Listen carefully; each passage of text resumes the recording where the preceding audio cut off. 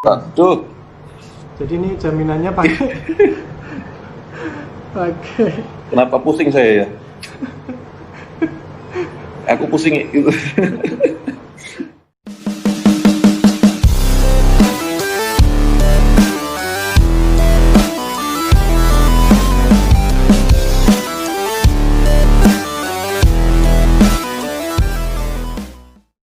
Saya mulai. Bismillahirrahmanirrahim. Assalamualaikum warahmatullahi wabarakatuh. Mas Ali, perkenalkan saya titik-titik ya. Saya seorang ibu-ibu dari 2 orang anak. Saya bekerja suami bekerja sebagai swasta. Maaf, ini disingkat-singkat, saya agak ya maksudnya. Saya mulai berhutang pertama gimana nih? Saya mulai berhutang pertama bekerja langsung disuruh ngambil bank untuk beli mobil, lanjut ngambil KPR rumah 125 juta 8 tahun, cicilan setiap bulan 1,8 juta. Itu maksudnya mungkin dia pertama kali ngutang tuh ini ngambil hutang tuh kredit mobil lanjut KPR seharga 125 juta selama 8 tahun, cicilannya 1,8. Itu tidak cukup buat bangun rumah, akhirnya saya jaminkan SK. Gitu Mas Ali. Kebiasaan PNS ini. Ya. Ya paham. Siap. Agar rumah cepat selesai, jadi dia menjaminkan SK-nya untuk supaya rumah tadi cepat selesai. Bangun rumah. Tapi di jalan suami menafkahi saya semaunya sendiri. Aduh, gimana ini?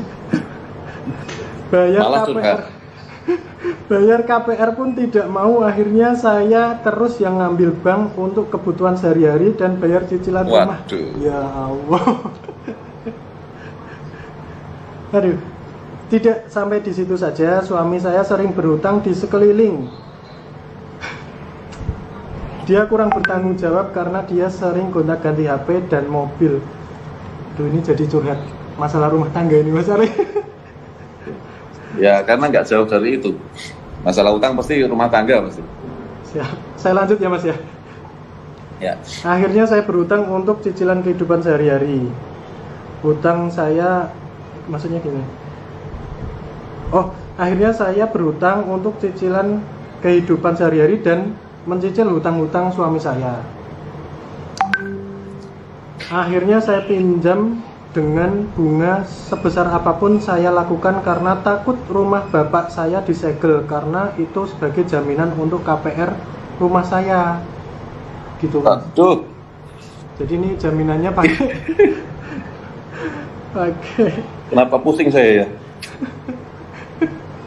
Aku pusing itu. Terus akhirnya dia melampirkan juga ini Mas Arli, melampirkan utang-utangnya. Nilainya. Di sini ada penghasilan dari gaji 4.200.000. Terus penghasilan dari tunjangan 4.600.000. Wah, gede juga. Berarti totalnya sekitar 8.800.000 Mas, pemasukan Mas. Ya. Lalu hutang totalnya ya. Enggak di total sih, ini dirinci satu persatu. Hutang SK totalnya 311 juta, potong gaji cicilannya 3,7 juta selama 15 tahun, baru berjalan 1,5 tahun Mas. Lalu berarti minus itu ngano itu udah gajinya udah nggak utuh ya? Iya.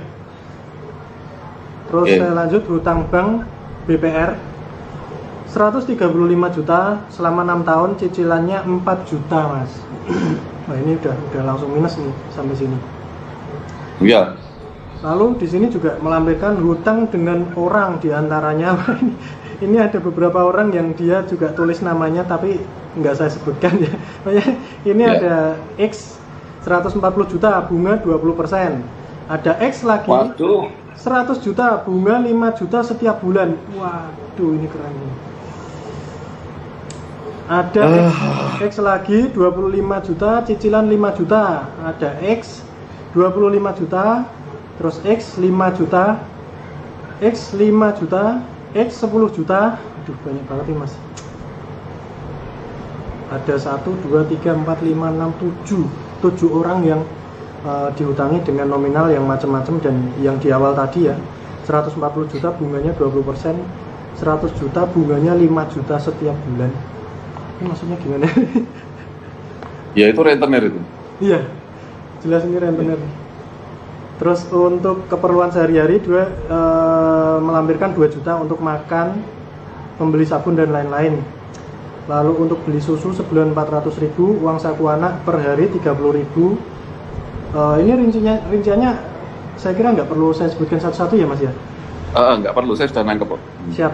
Ya intinya itu. Terus dia juga melampirkan satu aset rumah kisaran harga 400 sampai 500 juta. Luas tanah 230 meter, luas bangunan 130 meter, pinggir jalan. Saya ingin sekali menjualnya tapi belum terjual.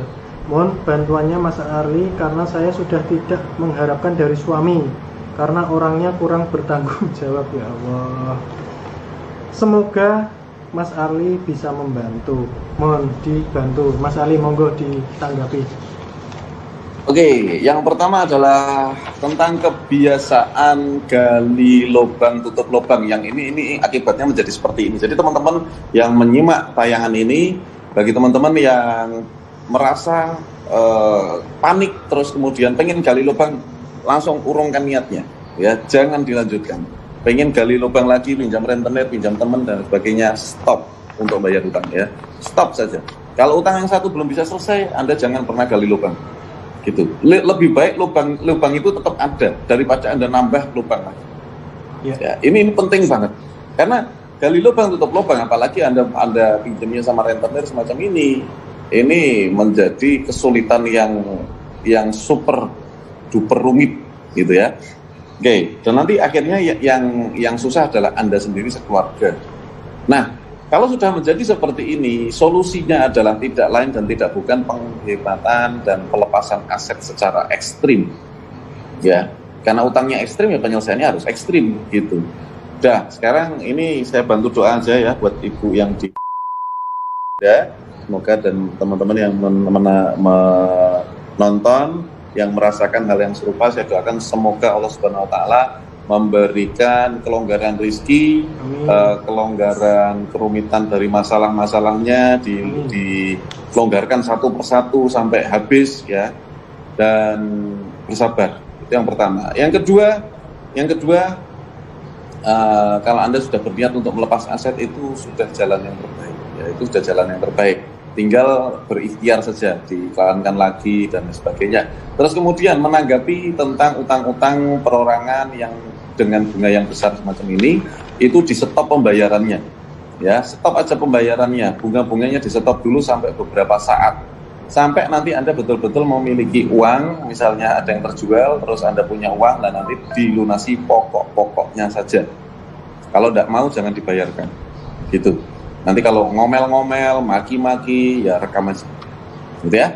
Itu yang pertama. Jadi kita harus tegas terhadap diri sendiri, kita harus tegas menghadapi permasalahan utang kita. Ibu lebih cenderung harus, menurut saya, ibu harusnya lebih tegas lagi menyikapi kehidupannya, gitu ya. Harus trik sama kehidupannya, gitu. Kalau kita keras dengan kehidupan kita, maka kehidupan kita akan lunak terhadap kita. Kalau kita lunak terhadap kehidupan kita, serba gampang nih ya. Orang Jawa bilang gampang nih. Ya udahlah, nanti pinjam sana lah, nanti pinjam lagi, cari pinjaman lagi, cari pinjaman. Itu gampang nih. Kalau seperti itu kita lunak terhadap kehidupan kita, maka kehidupan akan keras. Nah, yang paling penting yang harus diprioritaskan adalah kebutuhan sehari-harinya dulu, ya. Kehidupan sehari-hari itu diprioritaskan dulu. Jadi penghasilannya itu selama cukup untuk kebutuhan sehari-hari, ya sudah itu aja. Utang-utangnya tutup mata dulu. Apapun resikonya, menghadapi lelang dan sebagainya itu dihadapi dengan tenang, ya. Karena nggak mungkin kalau Anda nggak bayar sekarang terus langsung dilelang, langsung laku, ini nggak mungkin. Apalagi pandemi gini. Saya cek kemarin ada berapa properti, 8 properti ditawarkan ke saya, suruh ikut lelang, nggak mau saya. Karena belum tentu yang jual ikhlas loh, kan gitu. Jadi saya nggak pernah mau ikut lelang. Tapi ini yang dilelang banyak banget dan nggak ada yang beli, gitu. Ya jarang ada yang membeli gitu. Ya, kecuali benar-benar apa ya? Kalau saya nggak tega sih ya beli properti lelang itu. Oke, itu yang pertama. Jadi nggak usah khawatir menghadapi lelang, ya. Saya sudah pernah coba cari di YouTube cara menghadapi lelang Arli Kurnia gitu ya. Cari di YouTube saya, nanti saya kayaknya sudah pernah live streaming tentang hal itu. Jadi apapun resikonya, stop dulu pembayaran utang, berfokus dulu kepada pemasukannya cukup untuk kebutuhan sehari-hari sambil terus berikhtiar gitu. Cuman doa dan usaha yang Anda bisa jalankan saat ini, dan solusinya bukan dari manusia, tentunya dari Allah Subhanahu wa Ta'ala. Saya rasa itu ya. Siap. Gitu. Oke, Mas Dayu, kayaknya ini di sini udah adzan gitu. Kita harus close segera ini. Siap Mas Arli. Berarti itu untuk ibu yang ada di semoga bisa memberikan solusi dan memberikan manfaat jalan keluar bagi Anda sekeluarga ya.